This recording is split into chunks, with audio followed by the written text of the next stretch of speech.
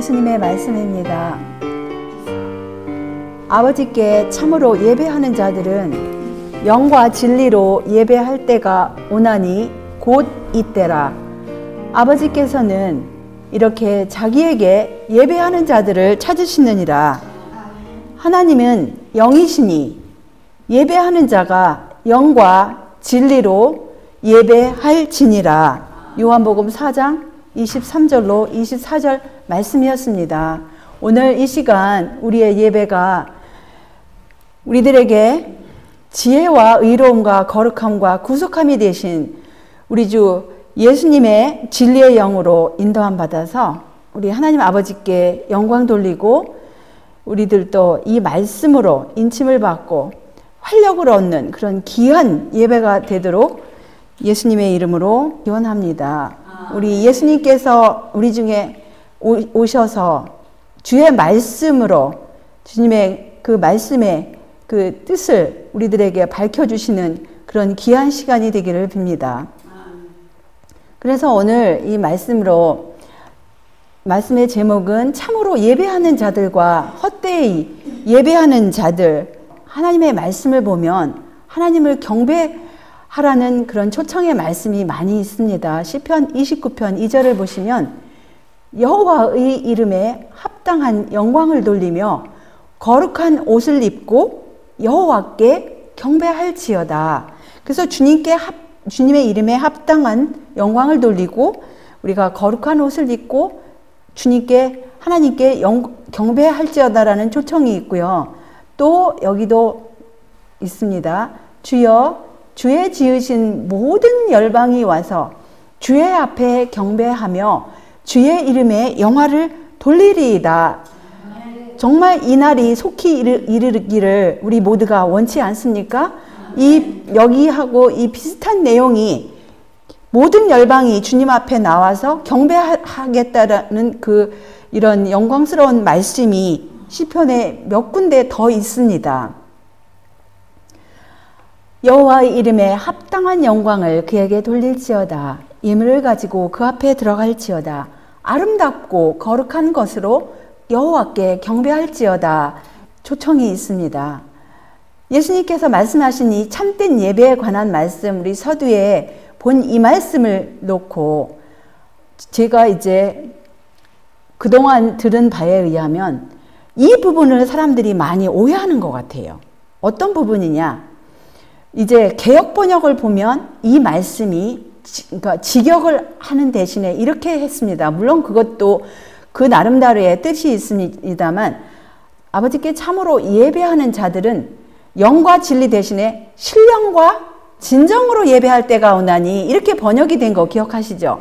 그래서 신령과 진정으로 드린다는 것을 많은 사람들이 나름대로 이제 추측을 해오고 이것이 신령으로 드리고 이것이 진정으로 드리는 거다. 이제 그런 생각들을 해왔어요. 근데 직역을 하면 영과 진리로 드리라고 그랬어요.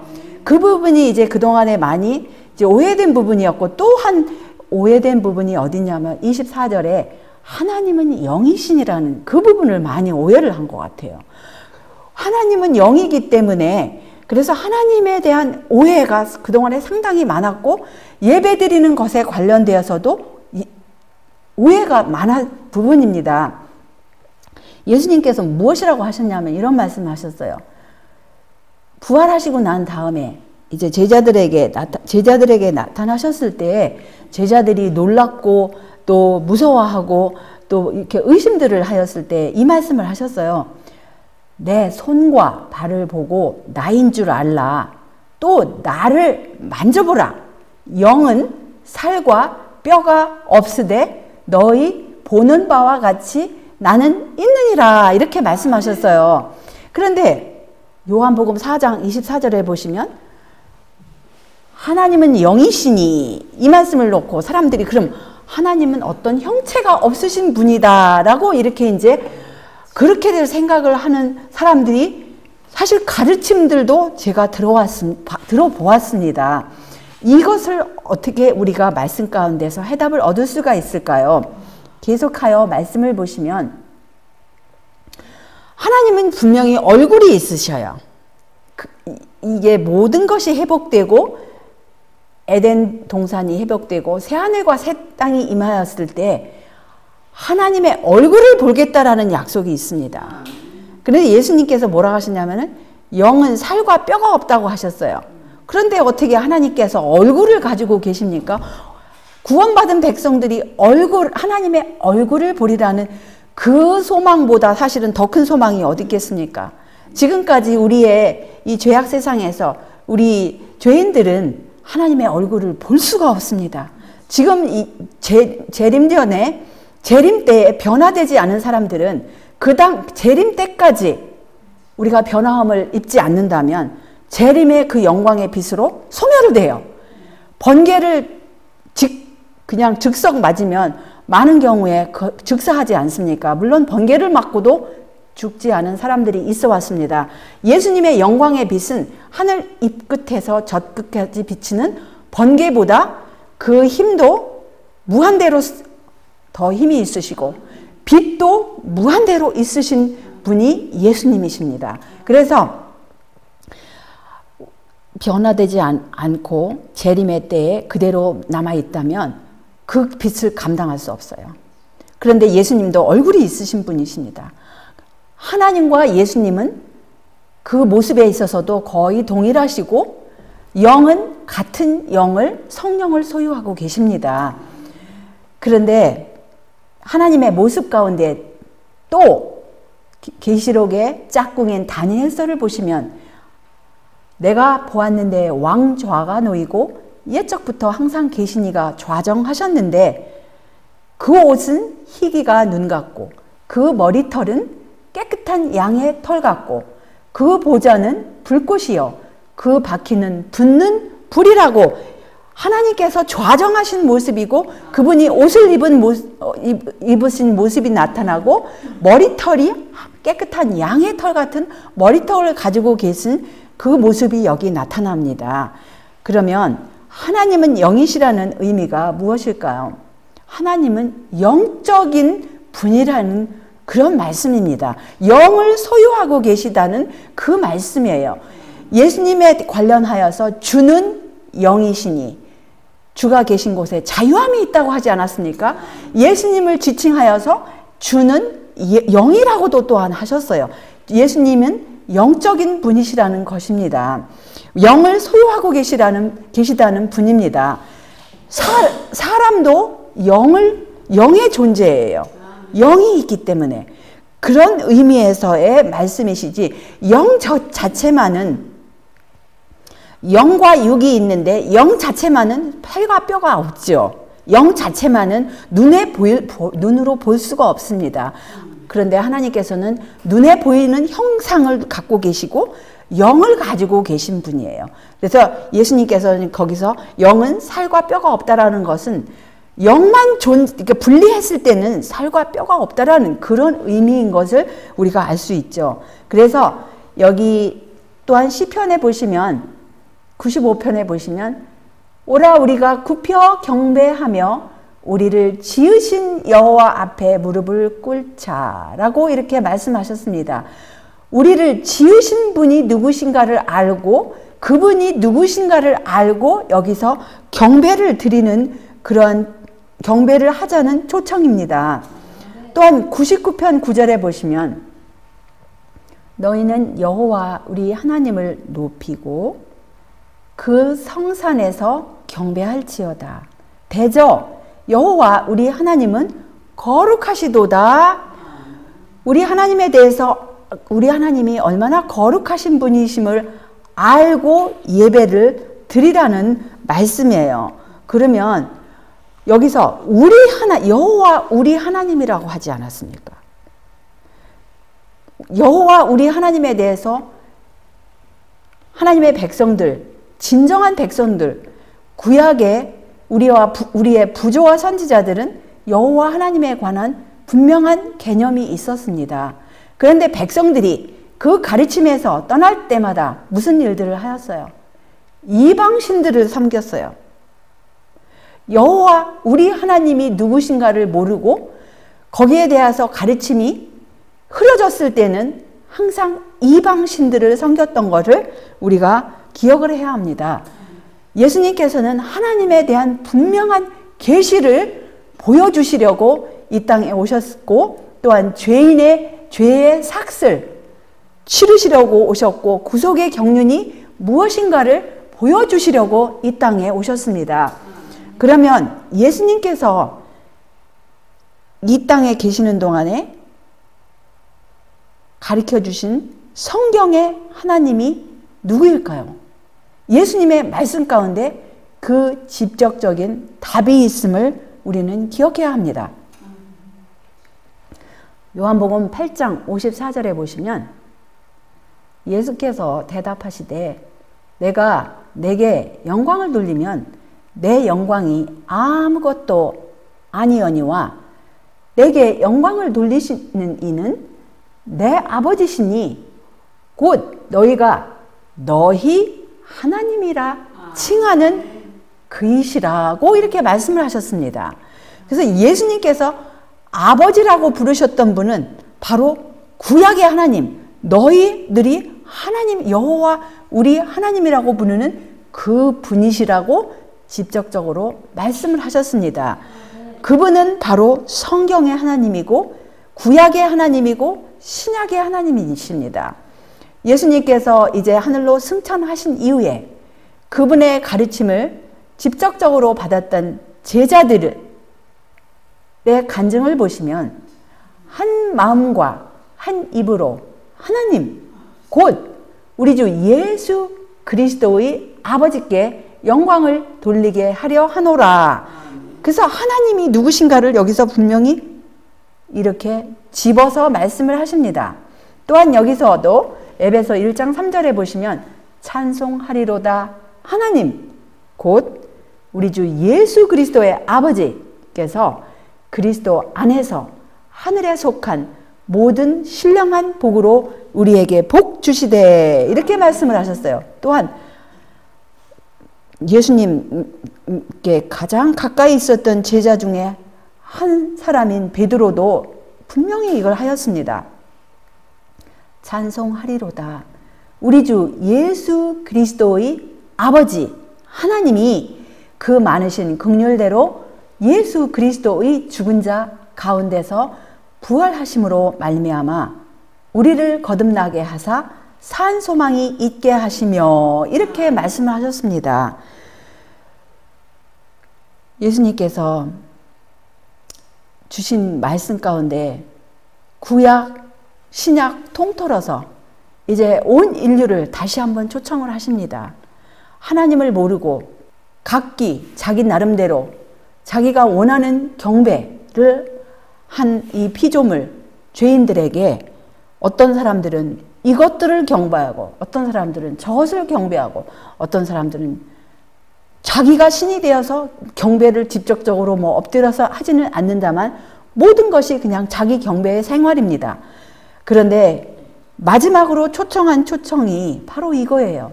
그가 큰 음성으로 가로되 하나님을 두려워하며 그에게 영광을 돌리라. 이는 그의 심판하실 시간이 이르렀음이니 하늘과 땅과 바다와 물들의 근원을 만드신 이를 경배하라는 초청입니다.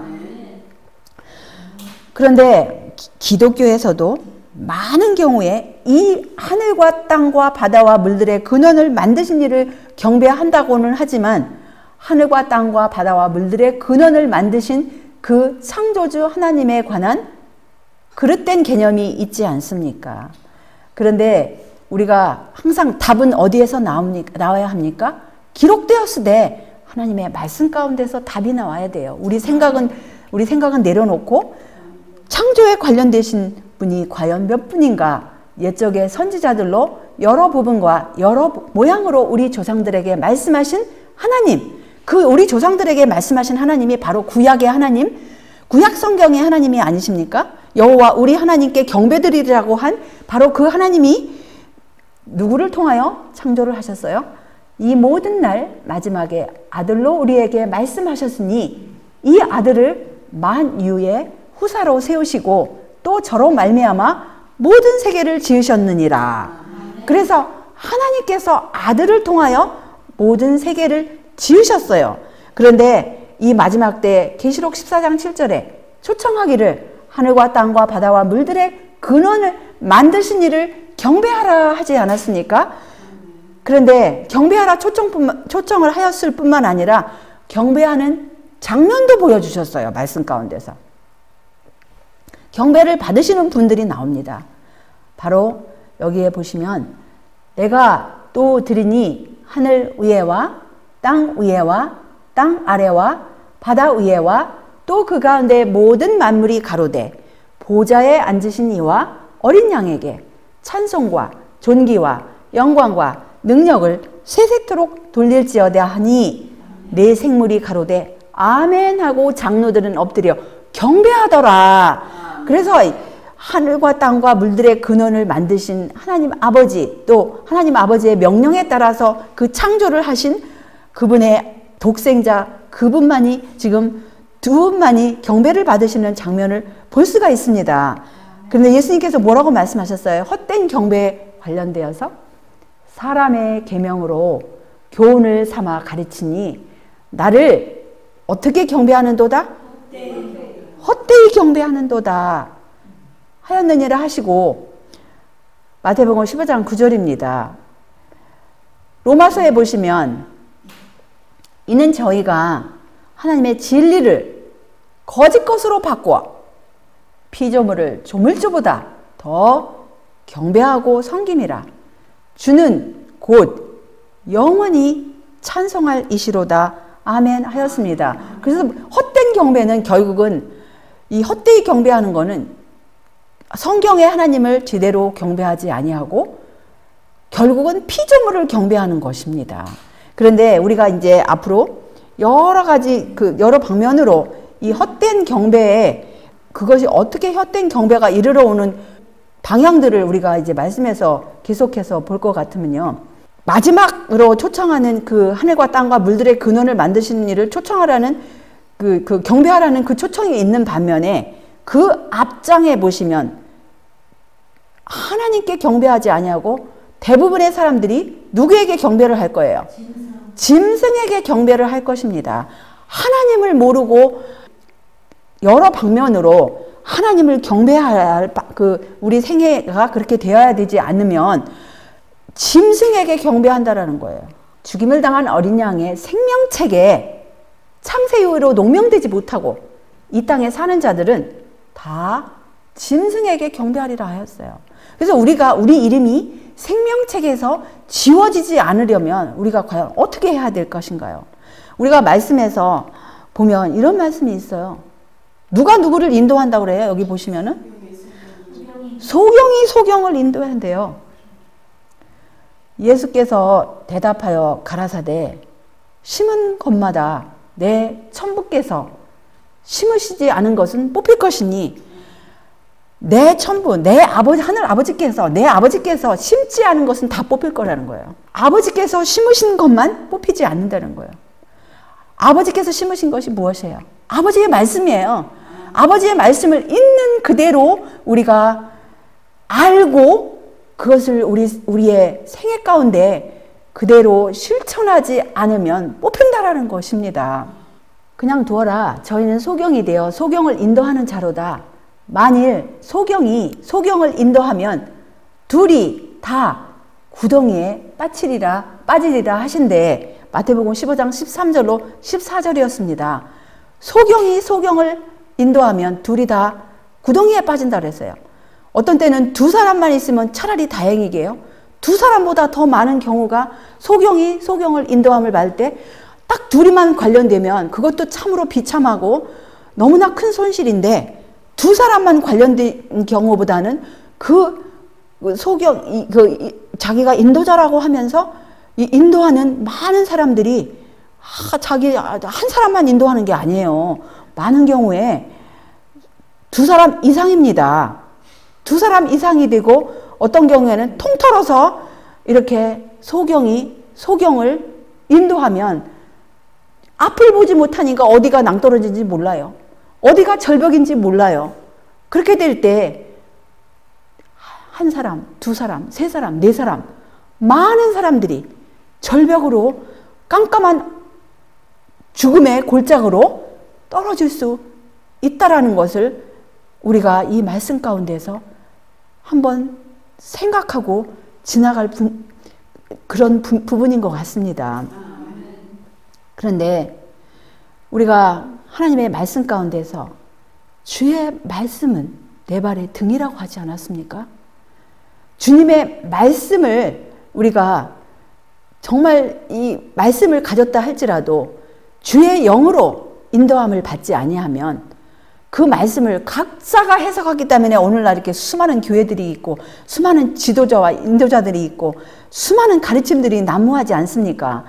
우리는 눈이 필요해요. 이 눈은 보이는 눈이 아닙니다. 물론 우리 눈으로 말씀을 확인해야 하죠. 근데 영의 눈이 필요해요. 이 말씀을 제대로 볼 수 있는, 제대로 이해할 수 있는 하나님의 영으로 인도함을 받은 그 마음 눈이 우리들에게 정말 절실히 필요하지 않습니까? 우리 주 예수 그리스도의 하나님 영광의 아버지께서 지혜와 계시의 정신이라고 하는데 영을 너희에게 주사 누구를 알게 하시고 하나님을 알게 하시고 우리가 정말 하나님의 말씀 가운데서 제시하는 그 하나님을 알게 하실 뿐만 아니라 너의 마음 눈을 밝히사 그의 부르심의 소망이 무엇이며 성도 안에서 그 기업의 영광의 풍성이 무엇인가를 우리가 깨달아야 하지 않겠습니까? 그런데 오늘날 관습이라는 게 있어요. 유전이라는 게 있습니다. 이 관습과 유전에 관련하여 예수께서는 심은 것마다 내 천부께서 심으시지 않은 것은 뽑힐 것이라고 대답하셨다.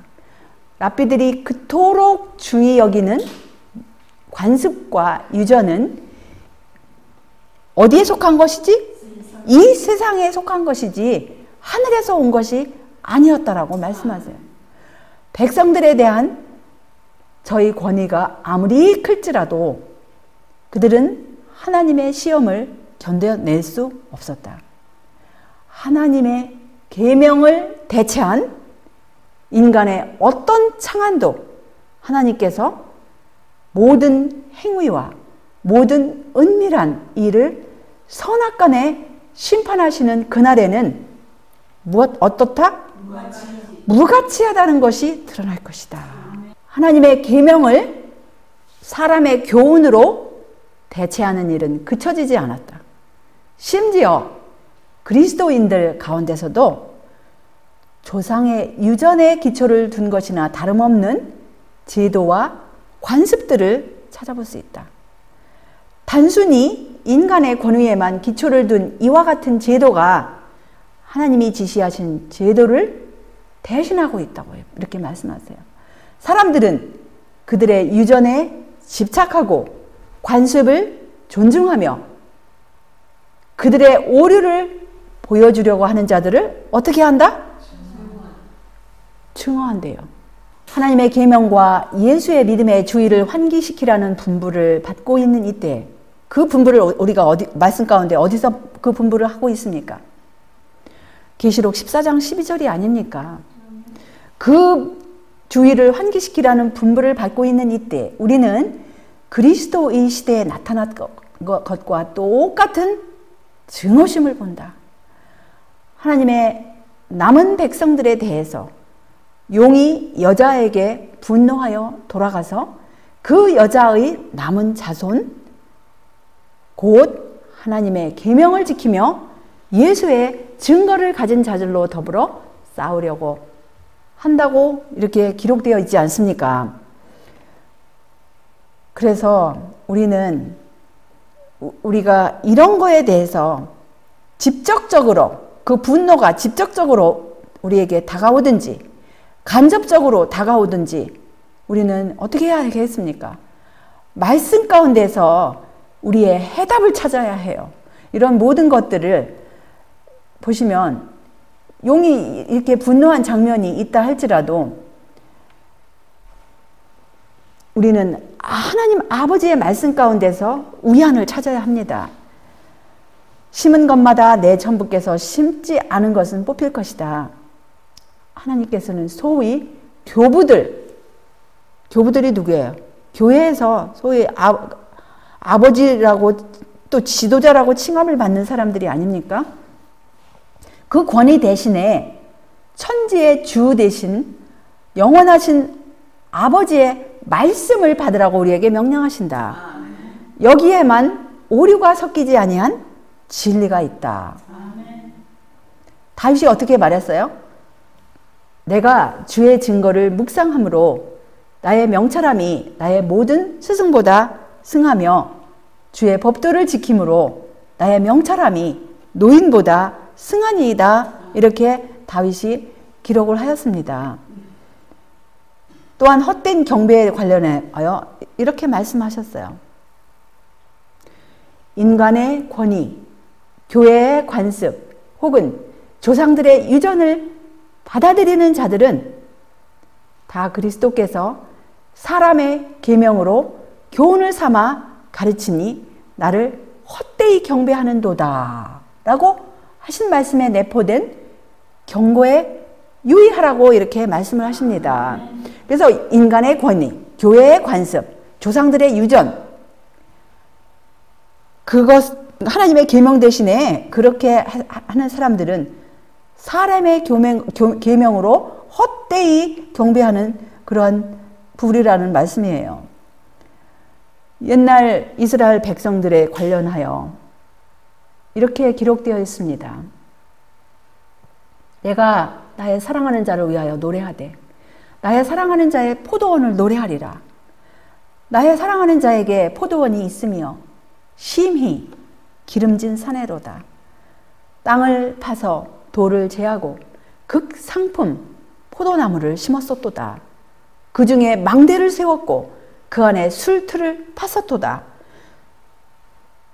좋은 포도 맺기를 바랐더니 그런데 어떤 포도가 열렸어요? 들포도가 맺혔다 그랬어요. 우리 하나님께서 주님의 택하신 백성들에게 모든 것을 다 하셨어요. 그 모든 것을 다 하시고 그 포도원을 그렇게 가꾸셨건만 극상품 포도가 나왔어야 되는데 들포도가 맺혔다라는 거예요. 유대의 교사들이 성경을 해석하는 방법, 그들의 끊임없는 속담, 허구의 반복을 아시는 주님께서 이런 말씀을 하셨다. 이 백성이 입술로는 나를 존경하되 마음은 내게서 멀도다. 그들은 성전 뜰에서 그냥 태연자역하게 제사를 드렸다 그랬어요. 제사의 의미도 모르면서 제사의 주인공 되신 분도 몰라보면서 하늘과 땅과 물들의 근원을 만드신 분이 누군지도 모르면서 이렇게 제사 지낼 때 아주 태연자역하게 예배를 드리면서 그들의 가르침은 끊임없는 속담, 허구의 반복이라고 그랬어요. 그들은 위대한 희생의 표상이 되는 희생들을 드리며 나의 구세주에 오소서라는 말로 예식을 거행하였다. 그러나 이 모든 예식이 나타내는 그분 그리스도께서는 그들 중에 계셨으며 그들은 그분을 알아보지도 못하고 영접하지도 않았다. 구주께서 선포하셨다. 사람의 계명으로 교훈을 삼아 가르치니 나를 헛되이 경배한다고 이렇게 말씀을 하셨습니다. 그런데 그분의 경고들이 무시된 원인이 무엇입니까? 그리스도께서는 오늘날 그분의 종들에게 말씀하시기를 마치 그분의 제자들에게 말씀하시듯 하신다. 아무든지 나를 따라오려거든 어떻게 하라고요? 자기를 부인하고 날마다 제 십자가를 지고 나를 좇을 것이니라. 그러나 사람들은 그리스도의 때와 마찬가지로 배우는데 어떻다? 더디다 그랬어요. 하나님께서 당신의 백성들에게 경고의 경고를 더하여 주셨다 그랬어요. 경고의 경고는 아무에게나 줄 수 없어요. 아무에게나 줄 수 없어요. 그거를 거절하는 자에게는 두려워서 이거를 줄 수가 없습니다. 받아들이는 자에게만 경고의 경고를 주시는데, 그런데 습관, 습관, 세상의 행습, 그것들이 그분을 믿노라고 하는 백성들의 마음에 그냥 세력이 아닙니다. 큰 세력을 형성하고 있었기 때문에 그분의 경고들은 무시되었다고 그랬어요. 여기에서 우리가 우리 자신들을 살펴봐야 합니다. 혹시 하나님의 말씀의 경고에서 우리 생애 가운데 무시된 것들이 있는가? 그 원인은 무엇인가? 이 말씀을 놓고 우리들은 자신들을 살펴봐야 되지 않겠습니까? 세상 사람들의 본에 대해서 이렇게 말씀하셔요.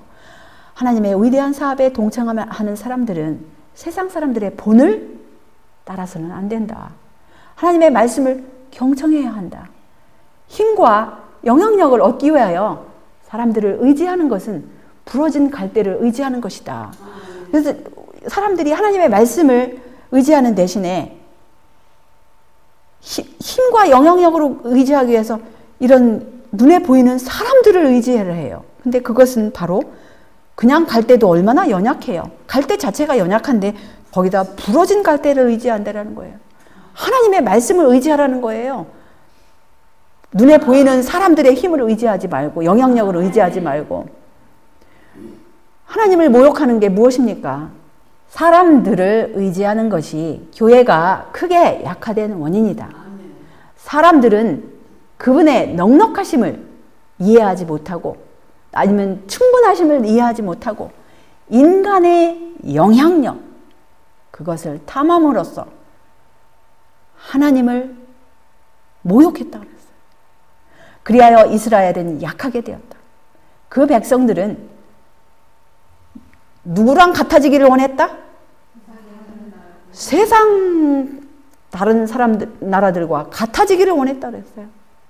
그들의 독특성, 또 그들의 지도자, 하나님의 말씀, 그것이 눈에 보이지 않지 않습니까? 눈에 보이는 어떠한 그 영향력, 눈에 보이는 이런 힘, 이것을 원했어요. 그들은 왕을 구하였다. 그들은 그때까지 그들을 인도하고 전장에서 승리를 안겨주었던 하나님의 보이지 않는 능력, 하나님께서 직접 나가서 싸우시지 않았습니까? 홍해를 가르시고 애굽 왕들을 대항하여 싸우시고 또 여리고 성을 무너뜨리시고 눈에 보이지 않는 하나님의 능력이었어요. 그런데 그것보다는 무엇을 의지하기를 원했어요? 볼 수 있는 인간의 능력에 의하여 지도되기를 원하였다. 그들은 마음대로 택하였고, 근데 마음대로가 아니라 자기의 선택들을 하였고, 그 결과는 예루살렘 멸망, 민족의 분산 속에서 나타났다고 하였어요. 하나님께서는 보이지 않는 그분의 능력, 낮에는 구름기둥, 밤에는 불기둥으로 그분의 백성들을 인도를 하셨어요. 그래서 하나님의 임재를 표상하였던 낮에는 구름기둥, 밤에는 이 불기둥, 이것은 정말 그들에게 힘이었고 그분의 말씀, 그 모세 오경에서 주신 그분의 그 말씀을 의지할 때는 그 하나님의 백성들은 힘이 막강하였어요. 그런데 이런 하나님의 말씀, 보이지 않는 인도자를 의지하는 대신에 그들은 무엇을 원하였습니까? 눈에 보이는 인간의 힘을 의지하였어요. 옆 나라들이 이렇게 많은 군대, 많은 창칼, 말, 마병 이런 것들이, 또 눈에 보이는 왕, 이런 것들이 자기들이 그동안 자기들을 인도한 그 하나님을 제껴놓고 이런 것들을 그들은 원하였습니다. 그런데 이 역사가 이 6,000년의 역사 가운데서 계속 반복되지 않습니까? 그런데 마지막 때에는 믿음의 용사들이 있을 것입니다. 눈에 보이는 어떤 인간의 그런 힘, 영향력보다는 하나님의 말씀만을 의지하는 그러한 하나님의 군대, 세상의 눈에는 보이지 않겠지만 그러한 군대들이 여기저기에 하나님께서 말씀으로 준비시켜 주실 것입니다. 그 이스라엘의 역사가 바로 그 신약의 역사 가운데서 또 사도들이 죽은 이후에 이제 마귀가 또 이렇게 또 하나의 교회를 세우면서 이런 일들을 하였습니다. 로마 교회는 성경을 해석하는 권리를 성직자들에게 맡기고 있다. 성직자들만이 하나님의 말씀을 설명할 수 있다는 이유로 성경은 일반 사람들에게 주어지지 않고 있다.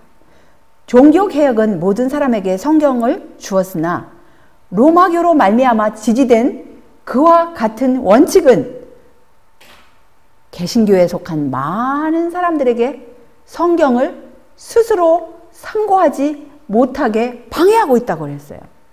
로마교로 말미암아 지지된 그와 같은 원칙이 거기에서 끝난 게 아니라 소위 하나님을 믿노라 하고 개혁자들에게서 나온 이 개신교회, 프로테스탄트라는 그 이름의 의미는 대항한다라는 거예요. 로마교의 그 원칙을, 가르침을 대항한다라는 거예요.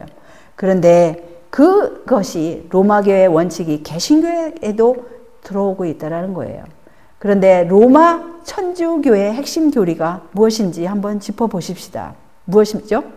이것은 로마 천주교의 그 기초 가르침에 있는 하나의 가르침입니다. 삼위일체의 신비는 천주교의 핵심 교리이다. 이 교리 위에 교회의 다른 교리가 아니라 다른 모든 교리가 기초를 두었다 그랬어요. 로마 교회의 다른 모든 교리가 이 가르침 위에 세워졌다는 거예요. 그런데 개신교회들도 그 발자취를 따라간다라는 말씀이에요. 그들은 성경의 교훈을 교회에서 설명한 대로만 받아들이도록 가르침을 받고 있다.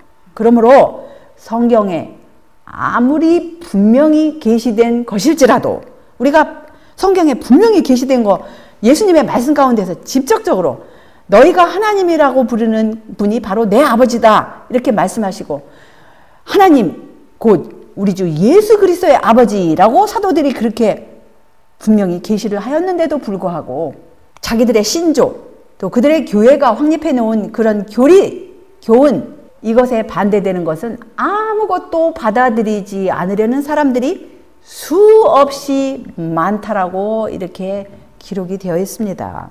성경에는 거짓 교사들에 대한 경고가 충분히 주어져 있음에도 불구하고 그들의 영혼을 지켜주도록 성직자에게 맡기고자 하는 자들이 많다. 오늘날 그들의 종교 지도자들에게서 배운 것 이외에는 자기들의 신앙에 대하여 아무런 설명도 할 수 없는 많은 사람들이 종교를 믿노라고 공언하고 있다. 그들은 구주의 가르침은 거의 유의하지 않고 지나쳐 버리면서 목사들의 말은 맹목적으로 믿는다. 그러면 목사들은 과오가 없는가? 이렇게 질문을 하셨어요. 우리가 하나님의 말씀에 의하여 그들이 빛을 가진 자들이란 사실을 알지 못한다면 어떻게 우리 영혼을 그들의 지도에 맡길 수 있을까? 그래서 우리가 어떤 가르침이든지 하나님의 말씀의 빛에 의해서 그것을 마땅히 율법과 증거의 말씀에 비춰볼 때에만이 그것이 그러한가 그 제목에 의해서 우리가 다 본 다음에 이것이 이러한가를 우리 것으로 우리가 살펴보아야 한다라는 말씀입니다. 많은 사람은 세속의 길을 끊어버릴 도덕적 용기가 부족하므로 학자들의 발자취를 따르게 되고 그들 스스로 연구하기를 싫어하므로 속절없이 오류의 세사들에 매여 있게 된다고 이렇게 말씀을 하십니다. 그들은 이 시대를 위한 진리가 성경에 분명히 제시되어 있음을 깨닫고 그 진리를 증거할 때 성령의 능력이 수반되고 있음을 느낀다. 그러나 그들은 그 빛에서 그들을 돌아서게 하는 지도자의 반대에 맹종한다. 비록 이성과 양심이 각성되어 있을지라도 그 기만당한 사람들은 감히 목사들과 다르게 생각하려 하지 않는다.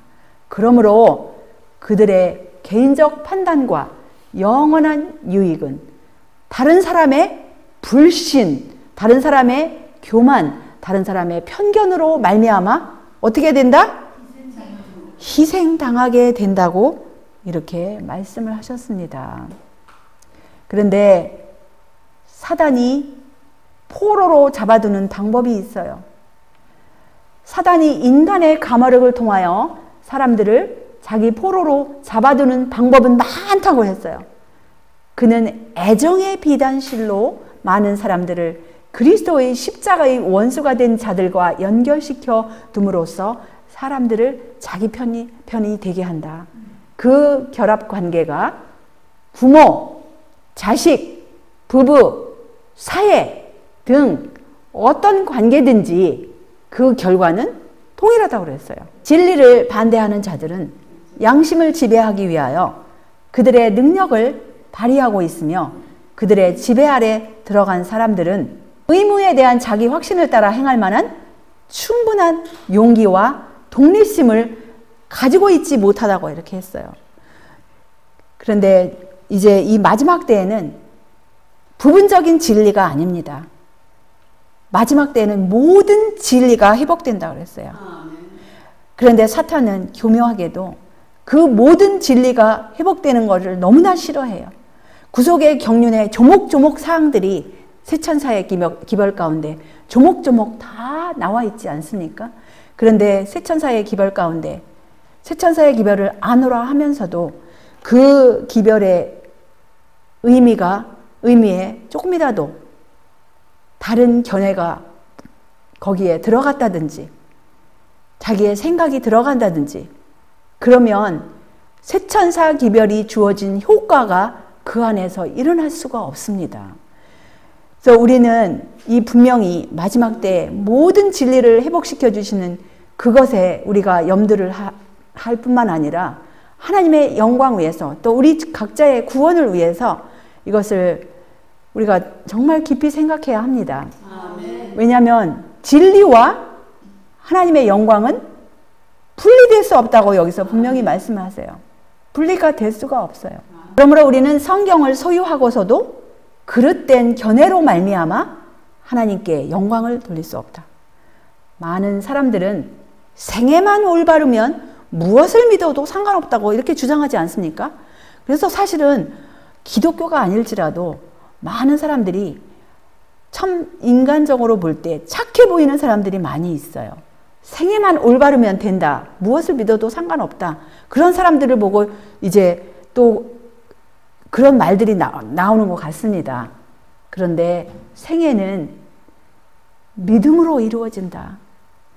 만일 우리 손이 미치는 범위 안에 빛과 진리가 있을지라도 우리가 그것을 보고 들을 특권을 이용하기를 게을리하면 아니면 거절한다면 우리는 사실상 그것을 거절하게 되고 우리는 빛보다 어두움을 택하고 있는 것이다. 그 우리 손에 미치는 범위 안에 있는 빛과 진리, 확실히 밝혀진 이 하나님의 말씀의 빛, 그 말씀의 진리, 이것을 등한히 하거나 게을리 하거나 아니면 거기에 자기의 그 인간적인 사상이 부합되거나 할 것 같으면 어두움에 이제 들어가는 것입니다. 그런데 이 말씀이 너무도 중요하기 때문에 똑같이 두 번 반복이 나와요. 어떤 길은 사람의 보기에 바르나 필경은 사망의 길이라고 이렇게 말씀을 하셨습니다. 똑같은 말씀입니다. 잠언 16장 25절에 이렇게 똑같은 말씀이 나와요. 어떤 길은 사람의 보기에 바르고 또 많은 사람들이 여기서 무엇을 선택을 하겠습니까? 보기 좋죠. 탐스럽죠. 그런데 옆에 것은 어때요?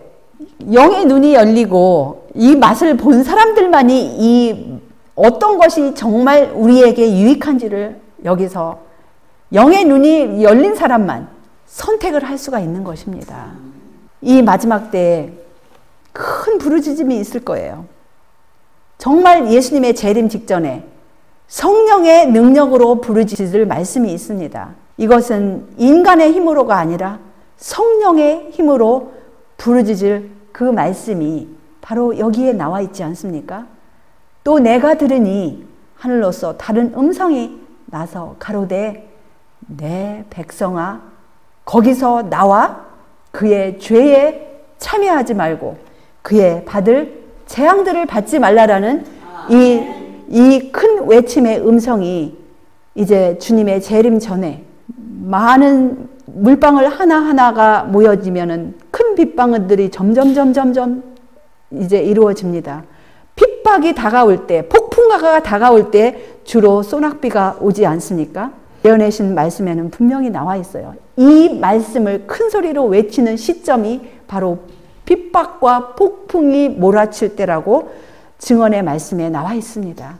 사실 여기 지금 안일할 때 그 세천사의 기별의 의미를 깨닫고 또 다는 모른다 할지라도 하나님에 대한 그 의미를 깨닫고 이제 헛된 가르침에서 헛된 경배에서 나오는데 아직은 이 시점이 되지 않았습니다. 그렇지만 우리는 이것을 가르쳐줘야 합니다.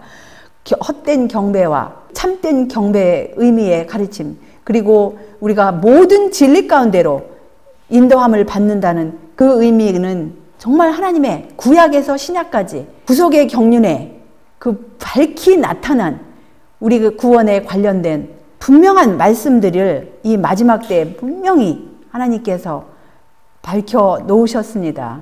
진리 안에만 무엇이 있어요? 진리 안에만 참된 안위가 있고 참된 소망이 있고 참된 평안이 있습니다.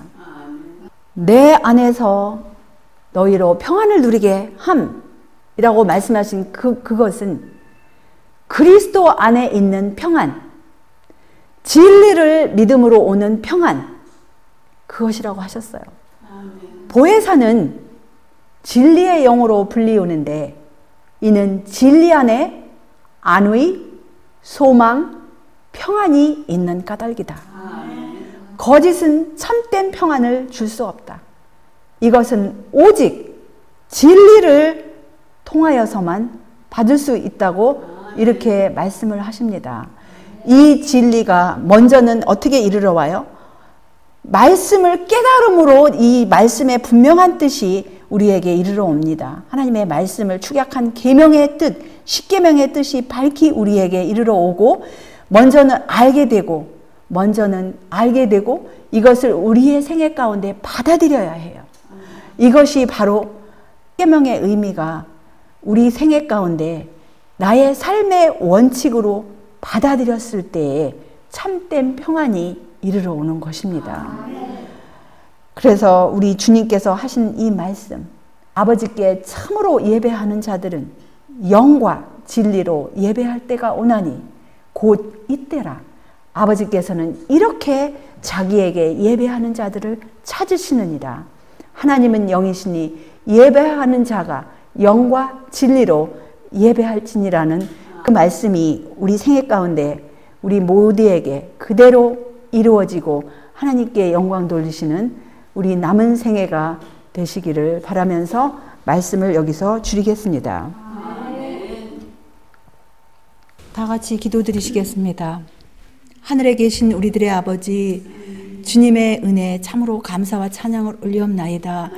우리들에게 아버지에 관한 계시를 더욱 분명히 보여주시고자 또 우리의 죄를 속하시고자 구속의 경륜을 보여주시고자 이 땅에 하나님의 독생자를 보내주셨사오니 참으로 감사합니다. 우리 예수님의 말씀 가운데 사람의 계명으로 나를 경배하니 헛되이 경배한다고 이렇게 말씀을 하셨습니다.